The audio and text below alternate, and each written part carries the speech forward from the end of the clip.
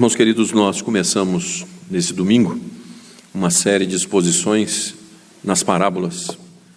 Vamos, por alguns meses, meditarmos nas parábolas do Senhor Jesus. E hoje, então, abramos as Escrituras no Evangelho segundo São Lucas, capítulo 16, o verso 19 até o verso 31.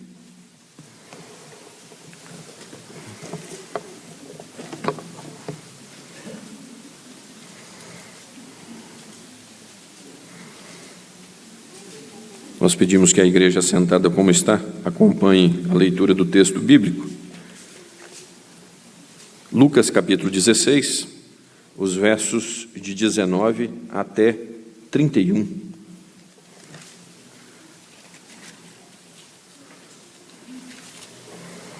Quando diz assim a Escritura: Ora, havia certo homem rico que se vestia de púrpura e de linho finíssimo, e que todos os dias se regalava esplendidamente. Havia também certo mendigo chamado Lázaro, coberto de chagas, que jazia à porta daquele, e desejava alimentar-se das migalhas que caíam da mesa do rico, e até os cães vinham lamber-lhe as úlceras. Aconteceu morrer o mendigo e ser levado pelos anjos para o seio de Abraão. Morreu também o rico e foi sepultado. No inferno, estando em tormentos, levantou os olhos e viu ao longe Abraão e Lázaro no seu seio. Então, chamando ou clamando, disse: Pai Abraão, tem misericórdia de mim, e manda Lázaro que molhe em água a ponta do dedo e me refresque a língua, porque estou atormentado nesta chama. Disse, porém, Abraão: Filho, lembra-te de que recebestes os teus bens em tua vida, e Lázaro igualmente os males. Agora, porém, aqui ele está consolado, tu em tormentos. E, além de tudo, está posto um grande abismo entre nós e vós, de sorte que os que querem passar daqui para vós outros não podem, nem os de lá passar para nós. Então replicou: Pai, eu te imploro que o mandes à minha casa paterna, porque tenho 5 irmãos, para que lhes dê testemunho, a fim de não virem também para este lugar de tormento. Respondeu Abraão: Eles têm Moisés e os profetas, ouçam-nos. Mas ele insistiu: Não, pai Abraão, se alguém dentre os mortos for ter com eles, arrepender-se-ão. Abraão, porém, lhe respondeu: Se não ouvem a Moisés e aos profetas, tampouco se deixarão persuadir, ainda que ressuscite alguém dentre os mortos. Oremos. Amado Deus, eis aqui o teu livro santo aberto, eis aí o teu povo e eis o teu servo nas tuas mãos.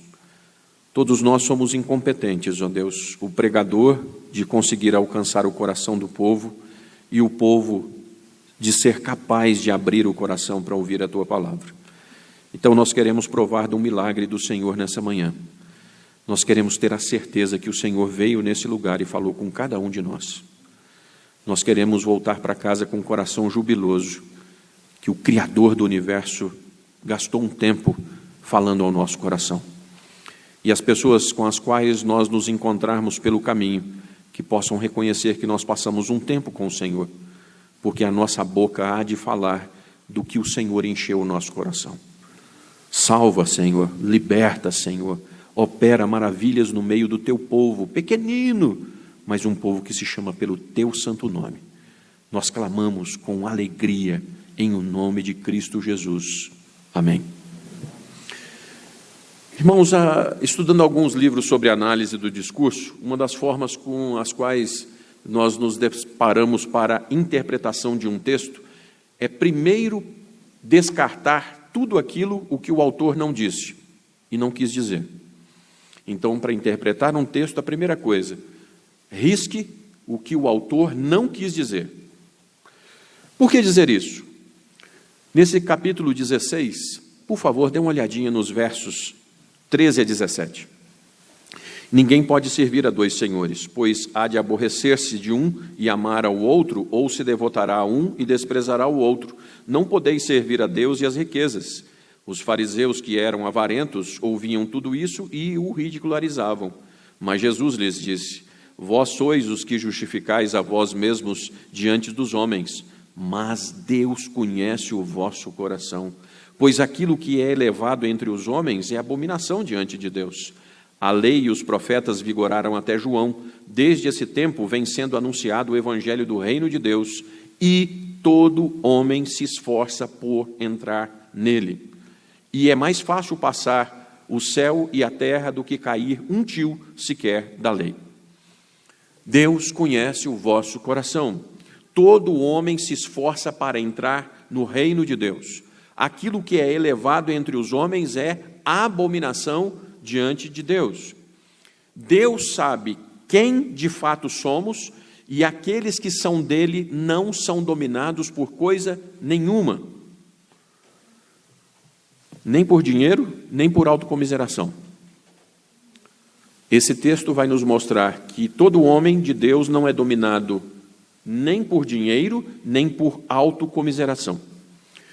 Os fariseus eram o alvo do contexto do texto porque se julgavam abençoados mediante as riquezas que possuíam.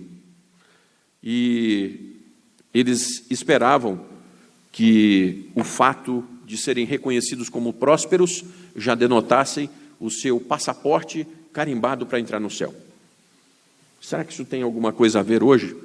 Quando cristãos, olhamos para alguém com o seu carrão, com a sua conta abonada, você diz assim: fulano de tal é abençoado por Deus.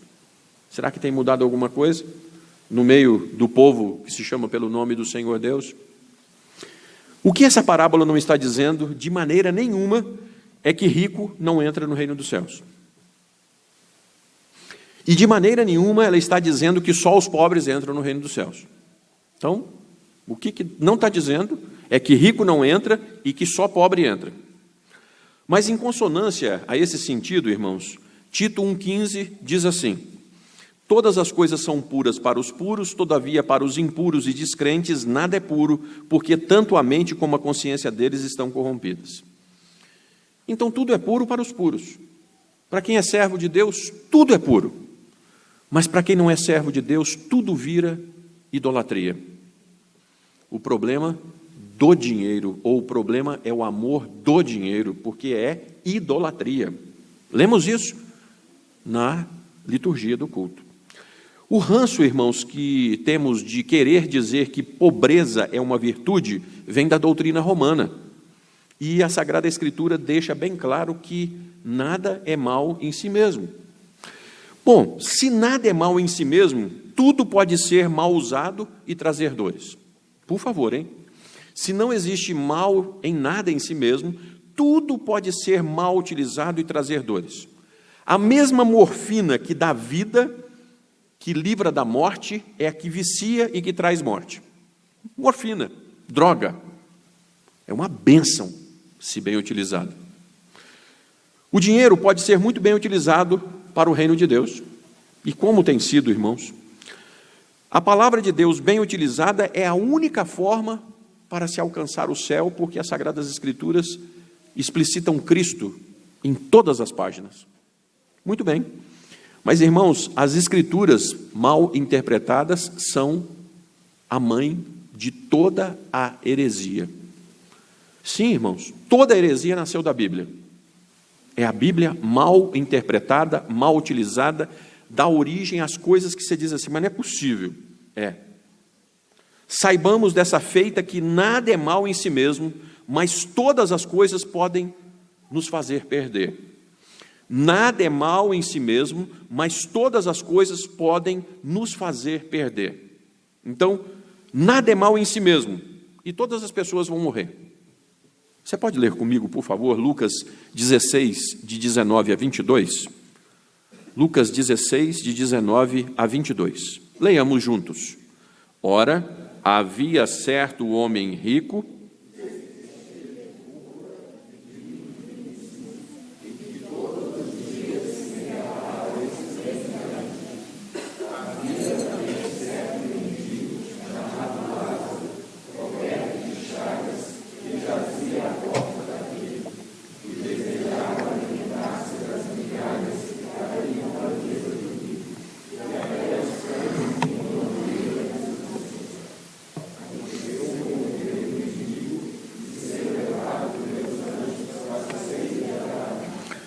morreu também o rico e foi sepultado. Então, irmãos, nada é mal em si mesmo e todas as pessoas morrem.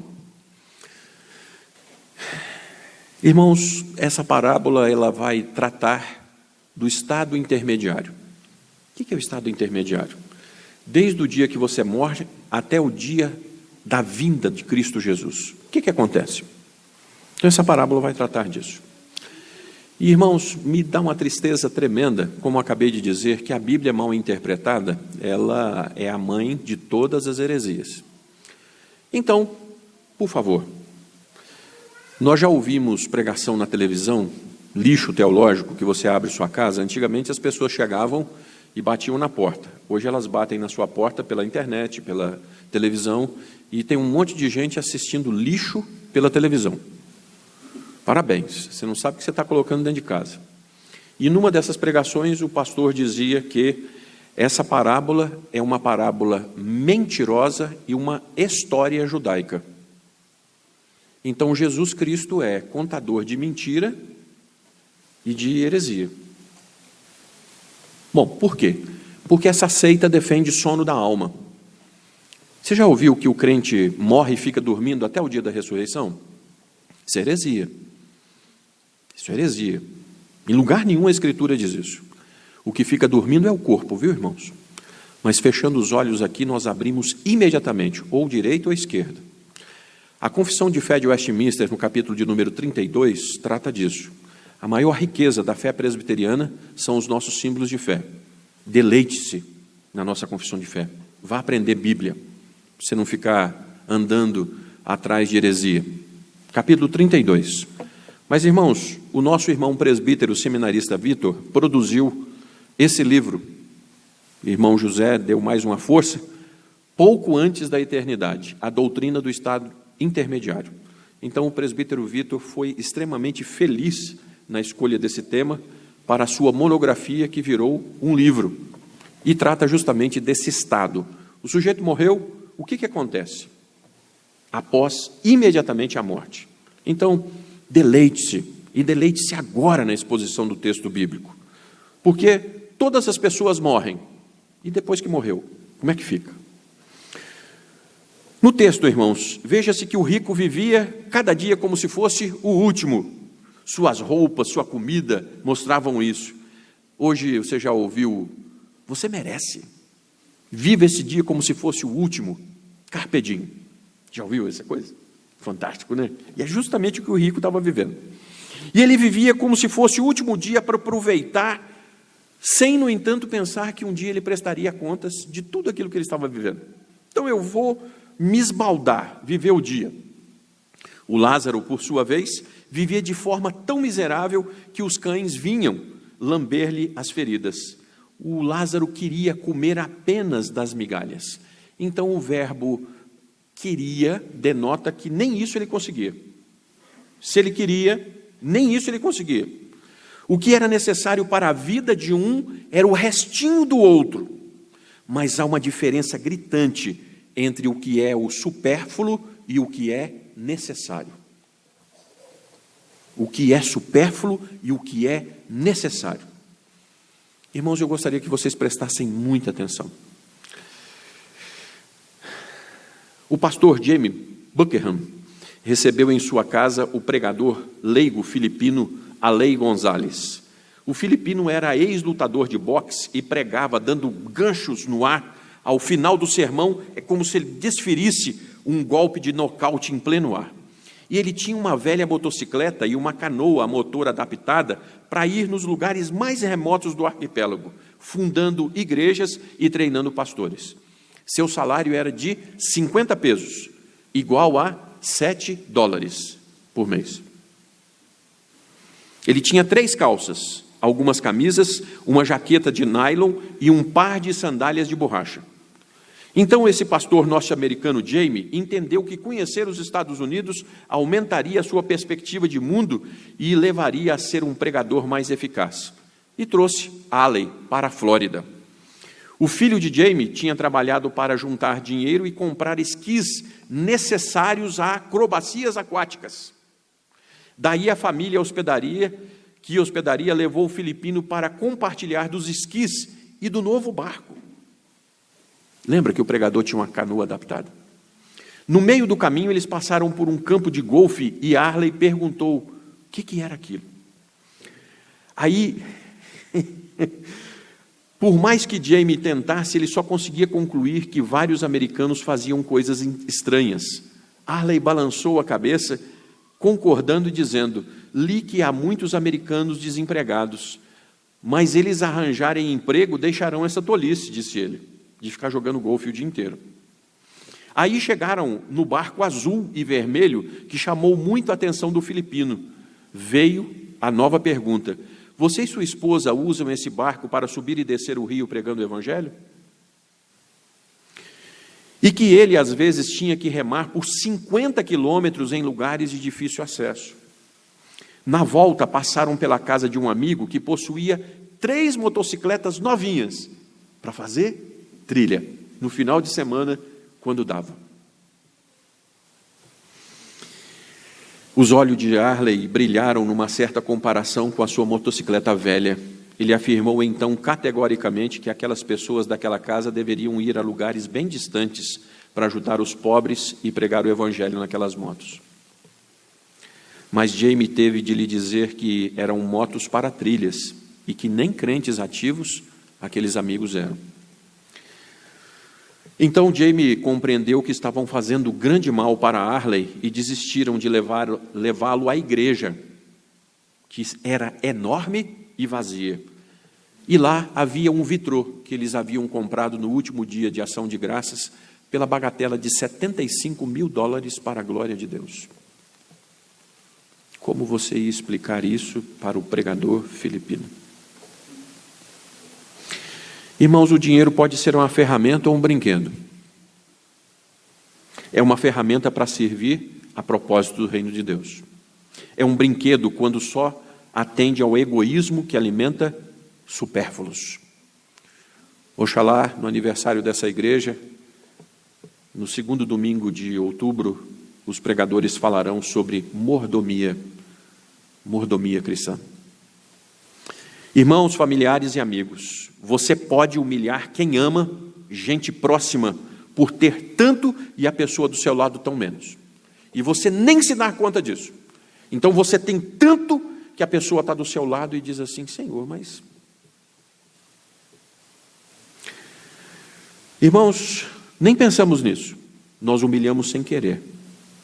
Pare a pensar nisso. Nós não estamos censurando o prazer, irmãos, não. Mas o prazer tem que continuar a ser ferramenta para o louvor e glória de Deus. Porque se o seu prazer é um fim em si mesmo, ele é pecado.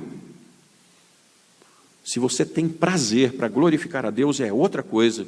Mas se você tem prazer para sentir prazer, você está em pecado.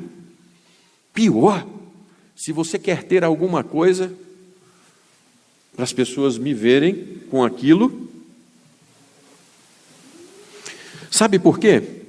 Volte nos versos 19 a 22, eu vou ler. Ora, havia certo homem rico que se vestia de púrpura e de linho finíssimo, que todos os dias se regalava esplendidamente. Havia também certo mendigo, chamado Lázaro, coberto de chagas, que jazia à porta daquele, e desejava alimentar-se de migalhas que caíam da mesa do rico, e até os cães vinham lamber-lhe as úlceras. Aconteceu morrer o mendigo e ser levado para os anjos, para o seio de Abraão. Morreu também o rico e foi sepultado.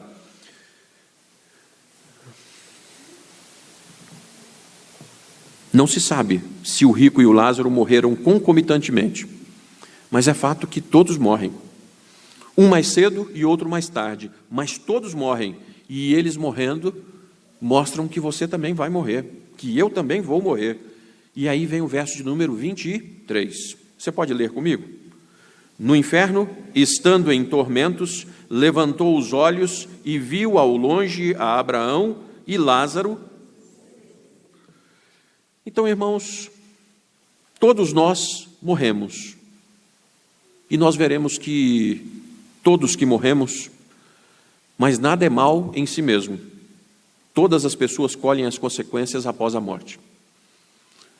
Todas as pessoas colhem as consequências após a morte. Algumas pessoas colhem já nessa vida, mas Inexoravelmente, todas as pessoas colhem as consequências após a morte. Alternadamente, os versos de 23 a 31, irmãos. No inferno, estando em tormentos, levantou os olhos e viu ao longe Abraão e Lázaro no seu seio.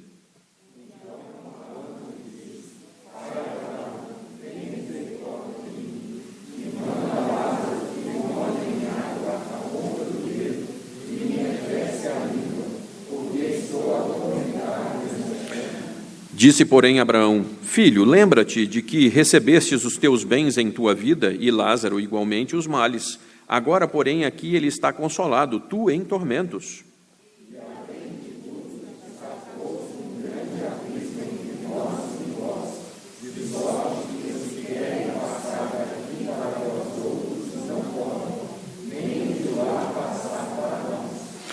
Então replicou: Pai, eu te imploro que o mandes à minha casa paterna.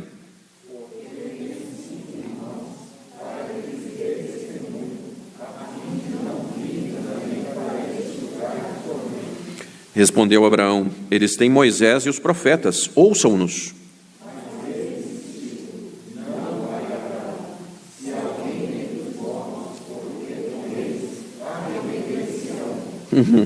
Abraão, porém, lhe respondeu: Se não ouvem a Moisés e os profetas, tampouco se deixarão persuadir, ainda que ressuscite alguém dentre os mortos. Muito bem.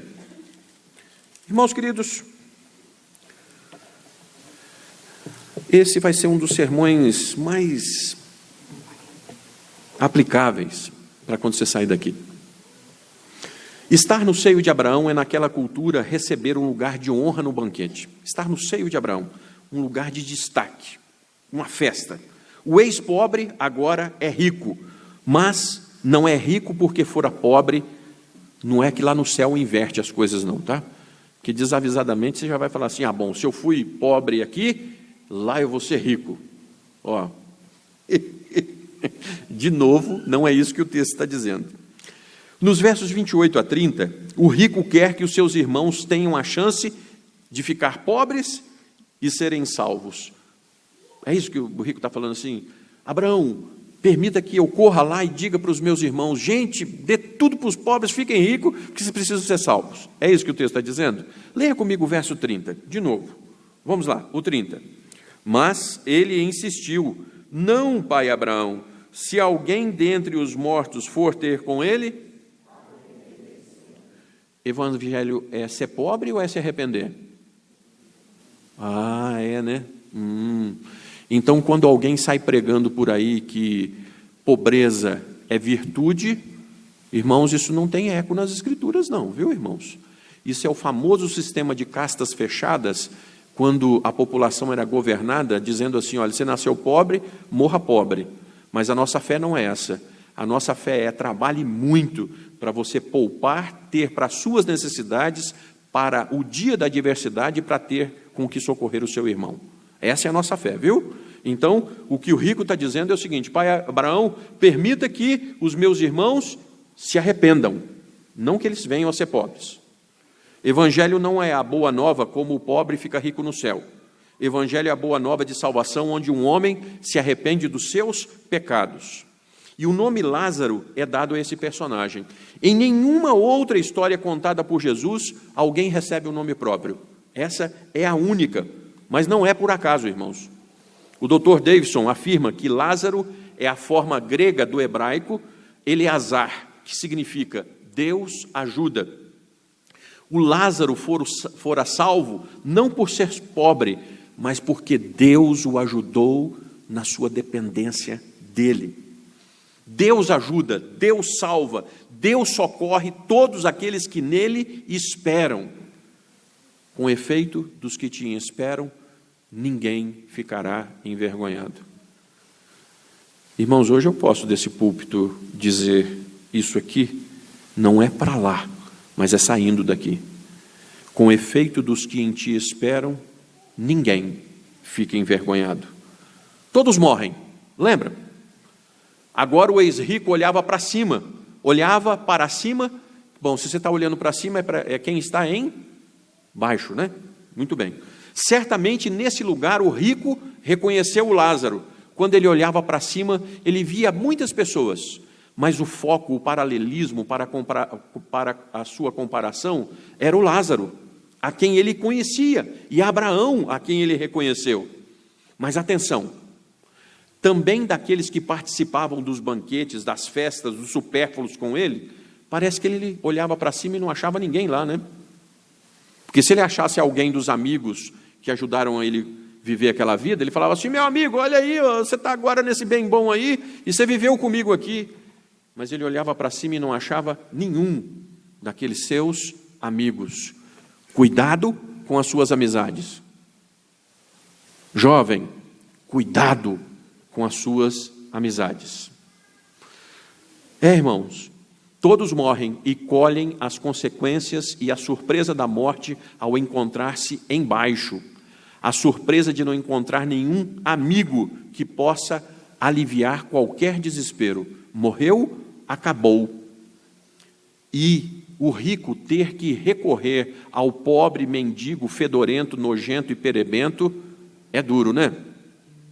Para ele que sempre esteve nessa época aqui, irmãos, eu não sei, agora ninguém sabe o que é isso mais, né? A famosa roupa de linho, lembra? Os vincos de linho, você dava aquelas tremidas no linho assim, né? Eu estava pensando, esse rico aqui devia andar só no linho, né? Aqueles ternos, hein, reverendo, para poder passar, dona Lenice, que beleza que era aquilo, né? Nossa, que espetáculo. Então, né, Lani? Agora não, irmãos, agora o que fora rico, fala assim: manda o perebento, o fedorento lá em casa, por favor. Daí vem o primeiro pedido. Pai Abraão, manda ao ex-mendigo que socorra esse mendigo com um pouco de água. Olha como é que o negócio inverteu. Pai Abraão, manda que esse ex-mendigo socorra esse mendigo com um pouco de água, porque aqui é um inferno quente de verdade. Olha o verso 24. Então, clamando, disse: Pai Abraão, tem misericórdia de mim, e manda a Lázaro que molhe em água a ponta do dedo e me refresque a língua, porque estou atormentado nessa chama.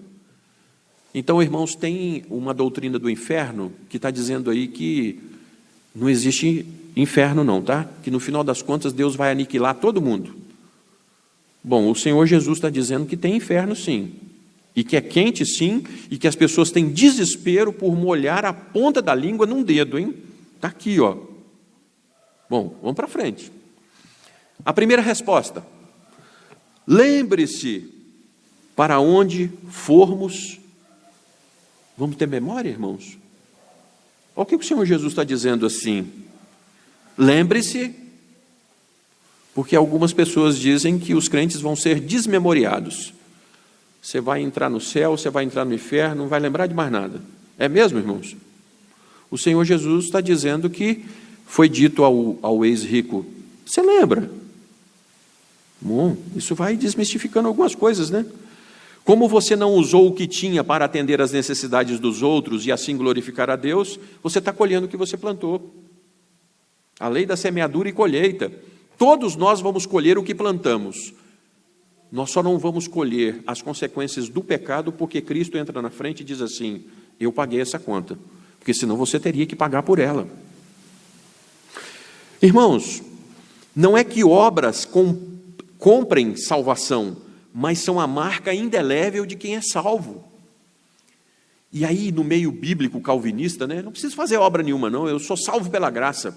Claro, mas as boas obras confirmam a salvação. Não existe crente ordinariamente que não produza frutos. Poxa, pior do que a primeira resposta é a negativa definitiva. Não há como, mesmo que quisesse, comunicação, pois há um abismo intransponível entre esse mundo daqui e o de lá. Irmãos, eu convido aos presbíteros que se coloquem de pé, todos, Guilherme também, e, por favor, leiam junto com a congregação os presbíteros de pé, Hebreus 9, 27, e você vai grifar, por favor, esse verso. Reverendo Deci é presbítero. Se tem algum outro presbítero que eu não identifiquei, os presbíteros da igreja, Hebreus 9, 27, de pé, e a congregação vai ler junto, fazendo favor.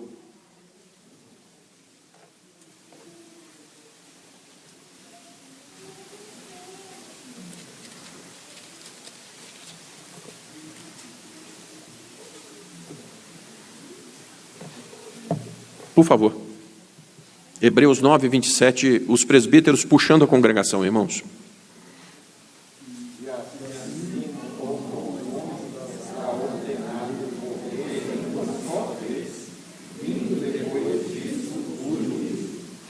Muito obrigado, irmãos.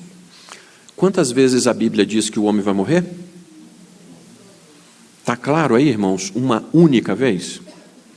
Então, quando alguém for falar com você assim, não, mas o Evangelho, segundo Allan Kardec, você vai abrir as Escrituras e vai dizer assim, olha, o Senhor Jesus me disse que ao homem está fadado morrer, e depois disso, irmãos, a nossa fé é só a Escritura, é só a Escritura disso.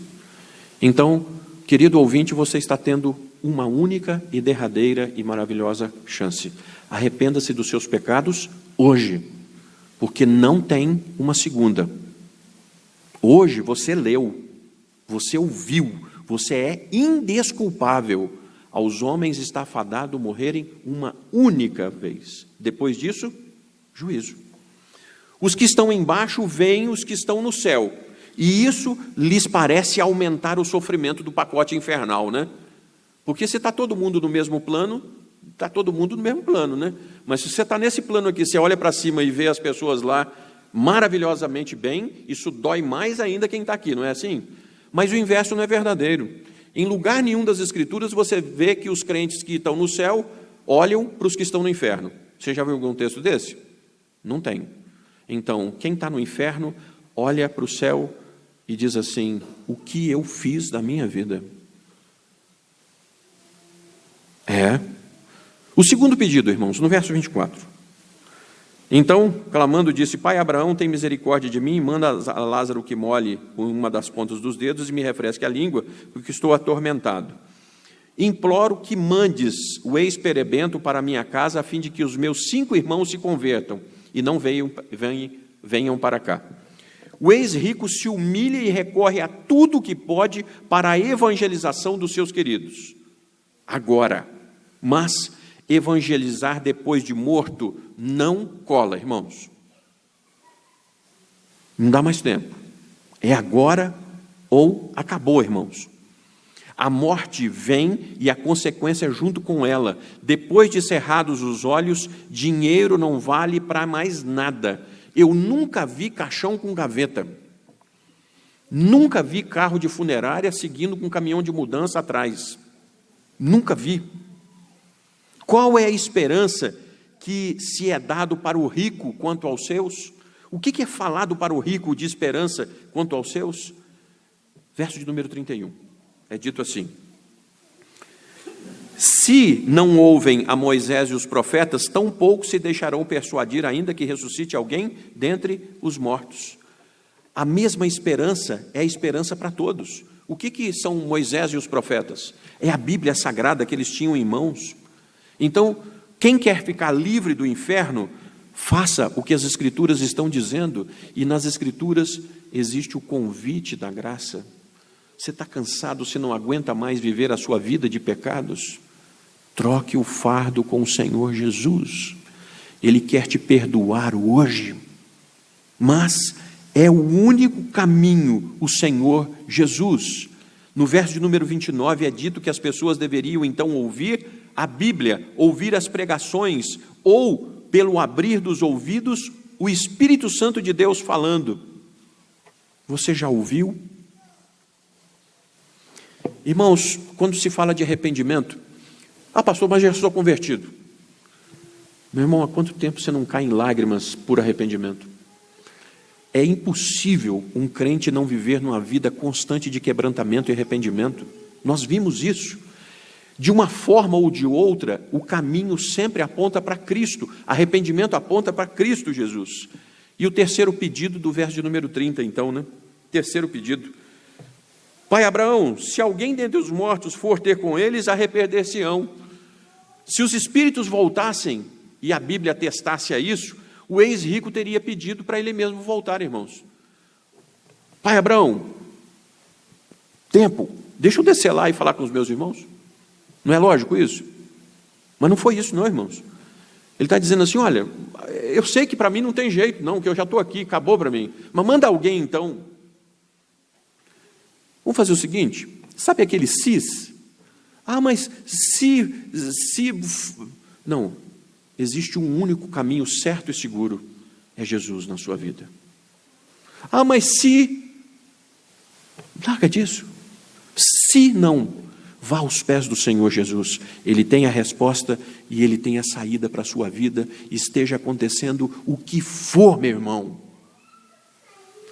Irmãos, Deus deu tudo o que precisamos. A Bíblia Sagrada, a Santa Palavra de Deus, fala do único caminho que pode tirar do inferno. Arthur, João 3,16, como é que é? Tira a máscara e fala para nós aí. Porque Deus?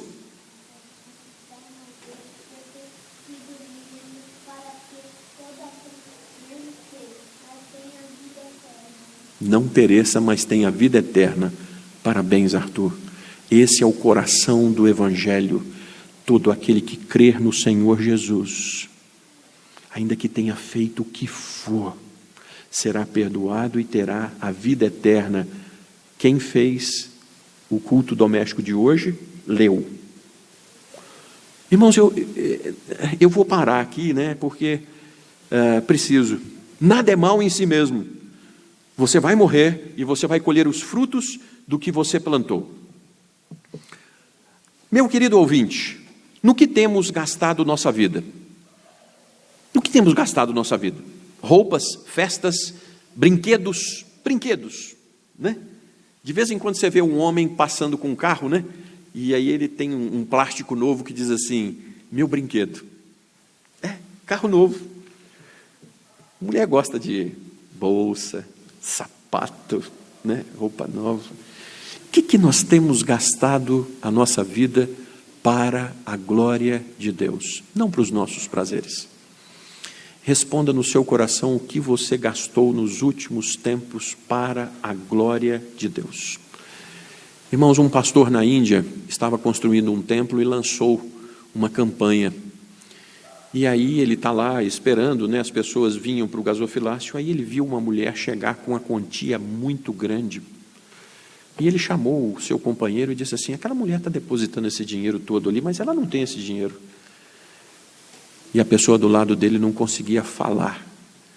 E ele conseguiu dizendo assim, pastor, ela se vendeu como escrava hoje para dar o dinheiro para a construção do templo. Sabe, irmãos, diversão é bom, comida boa é bom, sexo é bom, carro bom é bom, mas tudo é bom no seu devido lugar, tempo e proporção. Nada é mal em si mesmo, mas tudo pode ser usado da forma certa ou errada. Atenção, se você usar qualquer coisa para subjugar pessoas, isso estará servindo ao Senhor das trevas.